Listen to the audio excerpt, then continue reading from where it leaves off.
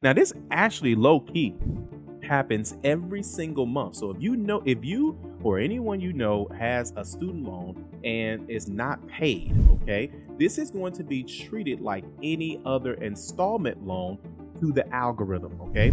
Now, an installment loan is anything that ends in the word loan: personal loan, mortgage loan, auto loan, and of course, student loan, okay? Now, why does that matter? Because loans are the only ones that have. In today's video, we're going to talk about 4 things that will easily drop your credit score that happen randomly. A lot of times people think that their credit score drops for no reason, but it's usually one of these 4 things that most people don't talk about. Let's get right into it. By the way, if you're looking for some help to increase your credit score, qualify for homeownership, or even lower your monthly car payment, all you have to do is scan the QR code and we'll create you a custom game plan and help you like we did these people. Now let's get back to the video. All right, so let's get into the myth. Now, some people feel like, oh, well, you know what? My credit score just dropped for no reason. There's always a reason, but it's usually reasons that most people don't talk about, okay? And that's a common misconception, is that they can drop for no reason. Now, credit scoring models also consider various factors with some delayed impact. This means that you may do something and it may not update at the typical time that it normally would, but for the most part, typically things are going to be updating within about a 30 to 45 day window, okay? Now, it may feel like your score dropped out of nowhere, but there's always an explanation, okay? And most of the time, credit scores, can have an update, and that may be behind based on an event or something that that's recently changed or recent action that may now be reflecting as well, okay? So number one potential culprit is going to be payment mishaps.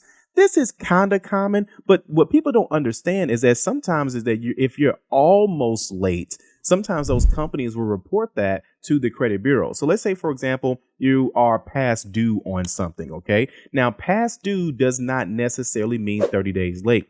Credit reports and credit bureaus only care about 30-day late payments. So let's say, for example, your payment is due on the 15th for whatever it is, okay? And now the 15th has now passed. So now you are technically late. You're not 30 days late, but you're technically late, okay? Now, let's say, for example, you're about 25 days late, okay? That more than likely is going to come up with an update on your credit report, or is going to have some type of mark on it that says, past due. Once they add that past due mark, that is what's going to trigger a credit score drop easily, okay? Now, I know what you're thinking. Well, Calvin, I am late, but I'm not 30 days late. Exactly. That's just a status update. So this is very common when people are late on something, but they're not 30 days late. And so the status changes as past due or late or something like that, because technically you are late, but you're not 30 days late. Either way, when they change that status on that particular item on your credit report, that's what's going to affect your credit score, okay? And obviously, late payments or missed payments can significantly impact your credit score as well. Now, what you want to do is just simply review your recent payment history and look for any missed deadlines. See if you can put something on auto pay, or see if it's something that you can actually afford, every single month. Maybe something needs to be consolidated. But in short, late payments are a major credit score villain, as we know. Double check your payment records to ensure that no missed deadlines are dragging your credit score down. All right. If you guys haven't done so, make sure you guys go ahead and like, share, and subscribe as well. Okay. Number 2 is going to be credit inquiries, the short-term dip, okay? Now, we call this the short-term dip because credit inquiries only last on your credit report for at least about 2 years, okay? Now, obviously, there are some things you guys can do to try to get them removed and things of that. So we actually have a product as well, too, that works 80% of the time to try to help you remove some of these inquiries. But guys, it's not the end of the world, okay? I would say inquiries that show up on your credit report, they're only going to be on there for 2 years. And the closer that it gets to 2 years, then it's going to have a lower value, okay? And so you guys got to think about it like this. Inquiries are a part of the game. In order for you to the whole point of having credit, someone has to take a look at it, right?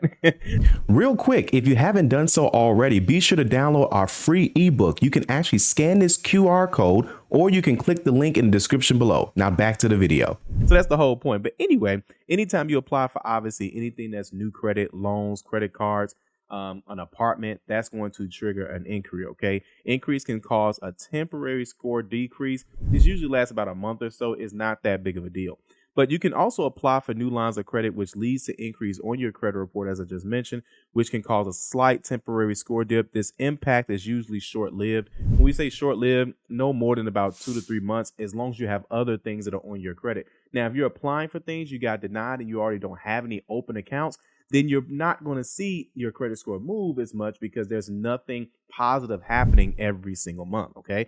Now, this is number three. This is the biggest thing right here. Okay. And this is going to be student loan balance increases due to student loan deferment. Okay. Now, this actually low key happens every single month. So if you or anyone you know has a student loan and is not paid, okay, this is going to be treated like any other installment loan to the algorithm. Okay. Now, an installment loan is anything that ends in the word loan: personal loan, mortgage loan, auto loan, and of course, student loan. Okay. Now, why does that matter? Because loans are the only ones that have an expiration date. Revolving accounts are the second type of accounts that's on your credit report. Revolving accounts don't have an expiration date because the amount that you owe revolves. It changes. You borrow money, you pay it back, and that's simply how you do it. But with a loan, it's simply like, hey, we give you a lump sum and then we are going to charge you based on monthly payments. So the algorithm is looking for that structure. It's looking for that student loan to be to essentially be on your credit report like an auto loan or like a mortgage loan, where there's a set time, there's a set payment, and there's an expiration date. But here's the issue with student loans: there is no expiration date because essentially it's optional to pay, right? It's not optional to pay altogether, but it's most definitely optional to defer it. But you can't defer your mortgage without having some type of impact. You can't defer your auto loan without having some type of impact. You can only do this with student loans. And because of that, the interest is still there. You still have a per diem, which is a daily interest like any other loan. And that daily interest is going to be added to the loan because you're not paying on it. Now, you've been had daily interest on your other loans, but again, since you're making monthly payments, you're not seeing the loan increase because that daily interest is already inside the monthly payment. So if your student loans are in deferment, unfortunately, you're going to see that per diem, that daily interest, and that's going to affect your credit score every single month. Okay. And so installment loans are set for an expiration, but with student loans, they grow over time, especially if you don't pay them. Okay. Now, you can make payments while it's in deferment. Deferment means we're not expecting payment, but you still can make payment. But 98% of student loans that are in deferment don't see any payments anyway. Okay. But student loans in deferment will slowly drop your credit score. Okay. Each month as the loan balance is growing, loan balances only grow if payments aren't made. The algorithm hasn't really adjusted to the deferred student loans, as most loans have an expiration date. And as I mentioned, they are optional to pay. Okay. Let me know your thoughts about this as well. If you guys have dealt with any student loans or anything like that. We're not done with the video, but we always like to get an idea of what people are going through, what questions they have, things of that sort, as you guys are dealing with random credit score drops. Okay. Identity theft. Now, this is an unseen threat. A lot of people, I think, don't keep up with stuff like this because it most definitely can happen, especially if you have common names. If you're a junior or you were named after, someone in the family, there can be a lot of mix-ups as well, too, that may happen on mistake or that may happen, unfortunately, purposely. Okay. Now, identity theft can involve fraudulently open accounts in your name. Now, people joke about utility bills being opened up in their kids' names back in the day, but this is some true stuff. I've seen it myself. Okay.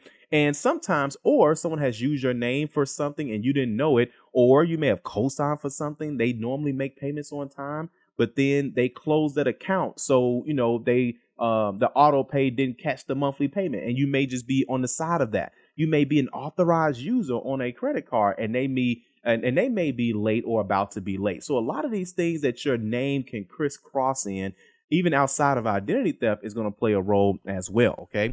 So over time, be sure to check for unfamiliar accounts or increase on your report. Now, identity theft is a serious issue. It doesn't happen as much in today's world. Right now, they go straight to the money and they just take the money or whatever they're trying to get, because it's a lot more work to try to take someone's identity, right? But it's most definitely a serious issue that can most definitely wreak havoc on your credit. Okay. Be on the lookout for unfamiliar accounts or inquiries on your report. which could be signs of fraudulent activity. Okay. And then also you need to take action. Okay. And this is where if you do see something that should not be there, you can always dispute something on your credit report and try to get that removed. And of course, that's going to end up repairing it and putting you back to where you used to be. So in short, if you find errors, be sure to dispute them with the credit reporting bureaus. Provide documentation to support your claim. Documentation is going to help you every single time. So you may have to show proof that you are you. You may have to show proof that that's not your account. Okay. So make sure you send as much documentation as you possibly can, whether you're disputing online or whether you are doing it where you're sending in letters. It's really just up to you on how you want to do it. But if you discover that there are errors on your reports, don't hesitate to dispute them with the credit bureaus. Okay. Disputing with one bureau is only going to go to that bureau. They have nothing to do with other bureaus. So you have to make sure that you're on top of it for sure. Gather your documentation to strengthen your case for correction as well. And here's another thing too, guys. Sometimes you have everything in place. We had a client where a lady had the same name as her grandmother. Her grandmother had some outstanding debts after she passed, and they tried to come for our client. And unfortunately, she was in a position where she had to take care of some stuff, and it put her in position because it was taking too long to try to get it fixed. But she eventually got the situation fixed, but it took some time for her to show that, hey, I am me. I know we've had this same address, but here's my social, here's my date of birth. I happen to have the same name as my grandmother. So those small common things end up happening for sure. Okay. Now, another way is, of course, prevention is key, and that's trying to prevent these things from happening altogether. Okay. Just staying on top of things, making sure that things actually make sense to you. So make sure you regularly monitor the reports for early error detection. We talk about this with bank accounts as well, too. It's a lot of stuff that happens out here in this world, and you got to be on top of it. Otherwise, things like this can happen. OK, but develop a responsible, habit of always checking these things, putting things on auto pay, not overusing certain things, making sure that, you're not missing dates and things of that sort. That's most definitely going to help you as well. But overall, the best defense against the credit score surprises is going to be proactive monitoring. Okay, regularly check your credit reports and maintain responsive credit habits. Putting things on auto pay that you can, not applying for everything that you don't necessarily need. Making sure that you're obviously safeguarding your personal information like your social security number and things of that sort. But you'll be surprised. These basic things that a lot of people, know, or I would say that most people may know, some people don't know. People are new to credit. Some people forget about credit. Some people had, they never really had to use their personal credit. People kind of did things for them. So a lot of those play a major role as well. But in conclusion, take control and do understand credit scores are going to fluctuate. It's a part of life. Okay. You have old things falling off, losing value, whether it's positive or negative over time. You have people looking at your reports and things of that sort, over time. So it's going to fluctuate. Okay. And that's normal. But understanding why is going to most definitely empower you for sure. But taking proactive steps, you can address the issues and build a strong score along the way. Okay. But either way, that's just making sure that you got the right habits. You got everything in place. But make sure you guys go ahead, if you haven't done so already, leave your comments inside the comment section below. Let us know if you have any questions. We try to get to as many as we can, but we want to make sure we at least, hear from the audience as well. And if you haven't done so already, make sure you go ahead and like, share, and subscribe, and we'll see you guys at the next video. Have a good one.